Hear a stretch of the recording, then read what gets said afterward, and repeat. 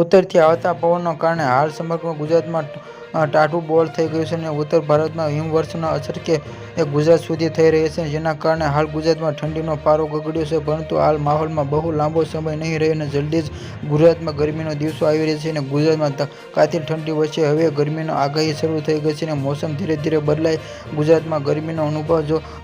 ગરમીની રાહ જોઈ રહ્યા છો કે હરખાવમાં જેવા સમાચાર અને ગરમી હવે બહુ દૂર નથી અને ગુજરાતમાં જલ્દી જ ઠંડી જઈ ગરમી આવશે અને ગુજરાતમાં લઘુત્તમ તાપમાન ઘટ્યું અને હાલ ગુજરાતમાં ઉત્તર પશ્ચિમના પવનો ફૂંકાય છે અને લઘુત્તમ તાપમાન મોટા ફેરફારની સંભાવના નથી, પરંતુ તાપમાનનો ટ્રેન્ડ વધવા તરફ આગળ જવાની શક્યતા હોવાનો વિભાગ વ્યક્ત કરે છે. હાલ ઉત્તર તરફથી પવનો આવી રહ્યા છે અને હોવાના કારણે ઠંડીનો અનુભવ રહ્યો છે અને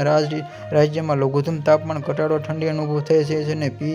PC અને વધુ 4 પકડ્યા છે અને આ દિવસે ગરમીને શરૂ થશે. તો હવામાન વિભાગ નિષ્ણાત અંબાલાલ પટેલે આગાહી કરી છે કે 12 ફેબ્રુઆરી સુધી હવે સવારે રાતના ભાગોમાં તાપમાન અને દરમિયાન ઉત્તર ગુજરાતમાં કચ્છ ઠંડીનો ચમકારો અનુભવશે અને 15 થી 16 ફેબ્રુઆરી તાપમાન વધશે અને તેથી 15 ફેબ્રુઆરીથી ગરમીની શરૂઆત થઈ શકે છે અને લાગશે કે 19 થી 22 ફેબ્રુઆરી વાદળછાયું વાતાવરણ રહેશે અને ગરમીનો અહેસાસ ઉનાળુ પાકમાં અને વાતાવરણ થતું જશે અને અરબી સમુદ્રમાં ભેજ આવવાના કારણે વાદળછાયું વાતાવરણ રહેશે અને રાજ્યમાં અમુક વિસ્તારોમાં વાદળછાયું વાતાવરણમાં રહેશે અને 12 ફેબ્રુઆરી સુધીથી આ ફરી એકવાર શિયાળામાં જેવો માહોલ જોવા મળી રહ્યો છે અને જેમાં લઘુત્તમ તાપમાન મહત્તમ અને તાપમાન ઘટાડો નોંધવાની શક્યતા છે અને આગાહી મુજબ હાલ અરબી સમુદ્રમાં વાદળછાયું રહેશે અને તેના કારણે લઘુત્તમ તાપમાન વધી રહ્યું છે અને ગુજરાતમાં હાલ પવનની દિશા જોઈએ તો પવનથી ઉત્તર ગુજરાત તરફથી ફૂંકાયેલા રહે છે અને આવાના ગુજરાતમાં ઠંડીની પડસરી